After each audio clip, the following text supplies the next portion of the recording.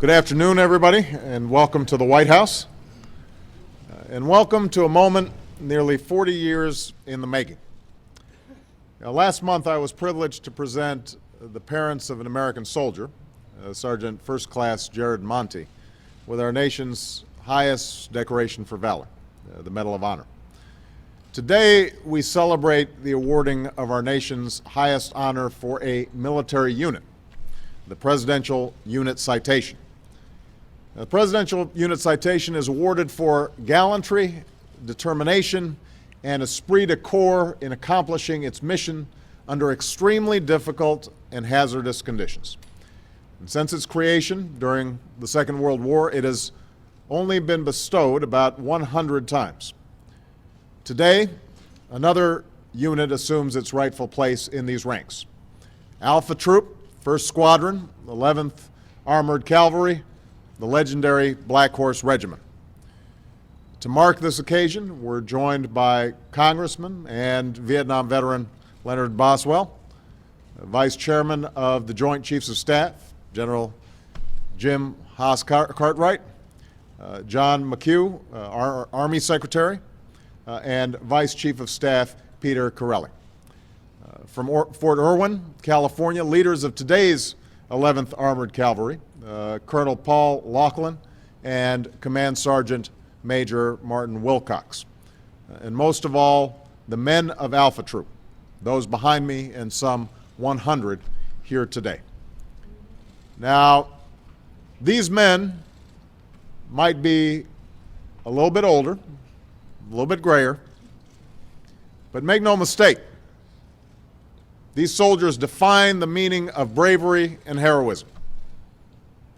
It was March 1970, deep in the jungles of Vietnam. And through the static and crackle of their radios, Alpha Troop heard that another unit was in trouble. Charlie Company from the 1st Cavalry Division had stumbled upon a massive underground bunker of North Vietnamese troops. 100 Americans were facing some 400 enemy fighters. Outnumbered and outgunned, Charlie Company was at risk of being overrun. And that's when Alpha Troop's captain gave the order, saddle up and move out. As these men will tell you themselves, this isn't the story of a battle that changed the course of a war. It never had a name like Tet or Hue or Khe Sanh. It never made the papers back home. But like countless battles, known and unknown, it is a proud chapter in the story of the American soldier. It's the story of men who came together from every corner of America, of different colors and creeds, some young, just 18, 19 years old, and just weeks in the jungle, some older, veterans hardened by the ugliness of war, non-commissioned officers who held the unit together, and the officers assigned to lead them. It's the story of how this team of some 200 men set out to save their fellow Americans. With no roads to speak of, they plowed their tanks and armored vehicles through the thick jungle, smashing a path through bamboo and underbrush, mile after mile, risking ambush and landmines every step of the way. And finally, emerging from the jungle to the rescue, what one member of Charlie Company called a miracle. It's a story of resolve. For Alpha Troop could have simply evacuated their comrades and left that enemy bunker for another day, to ambush another American unit. But as their captain said, that's not what the 11th Cavalry does. And so ultimately, this is a story of what soldiers do, not only for their country, but for each other. The troopers who put themselves in the line of fire, using their tanks and vehicles to shield those trapped Americans. The loaders who kept the ammunition coming, and the gunners who never let up. And when one of those gunners went down, the soldier who jumped up to take his place. It's about the men who rushed out to drag their wounded buddies to safety, the medics who raced to save so many, the injured who kept fighting hour after hour. And finally, with dark falling as the convoy made the daring escape back through the jungle, these soldiers remained vigilant, protecting the wounded who lay at their feet. Now, the fog of war makes a full accounting impossible, but this much we know.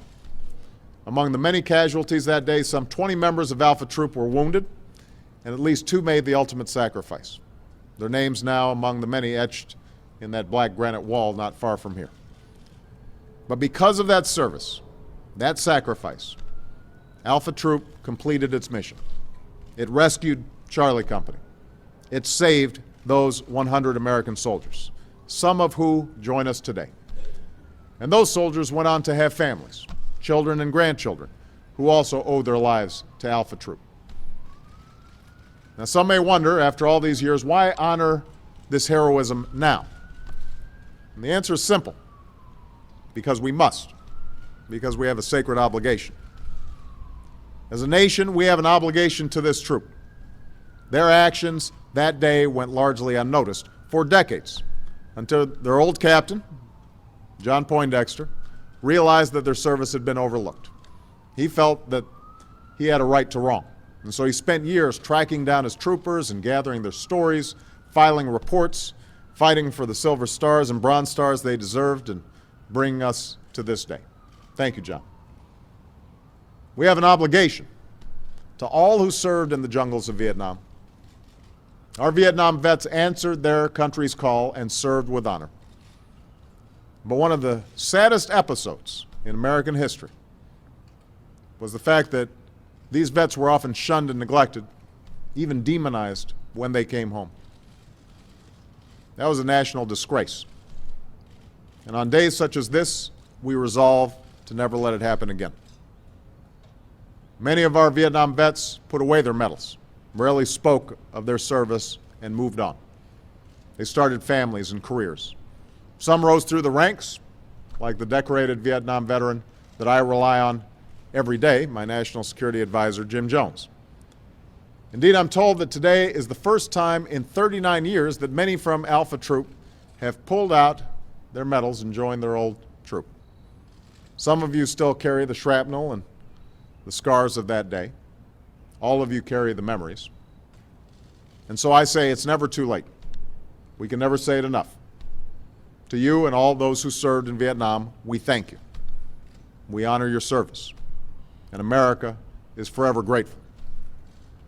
And today also reminds us of our obligations to all our veterans, whether they took off the uniform decades ago or days ago, to make sure that they and their families receive the respect they deserve and the health care and treatment they need, the benefits they have earned, and all the opportunities to live out their dreams. And finally, if that day in the jungle, if that war long ago teaches us anything, then surely it is this.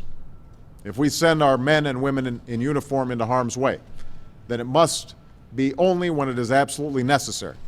And when we do, we must back them up with the strategy and the resources and the support they need to get the job done. This includes always showing our troops the respect and dignity they deserve, whether one agrees with the mission or not. For if this troop and our men and women in uniform can come together from so many different backgrounds and beliefs to serve together and to succeed together, then so can we. So can America. I cannot imagine a more fitting tribute to these men who fought in what came to be called the anonymous battle. Troopers, you are not anonymous anymore. And with America's overdue recognition also comes responsibility. Our responsibility as citizens and as a nation to always remain worthy of your service. God bless Alpha Troop and the 11th Armored Cavalry. God bless all those who wear this nation's uniform, and God bless the United States of America. Thank you very much, everybody.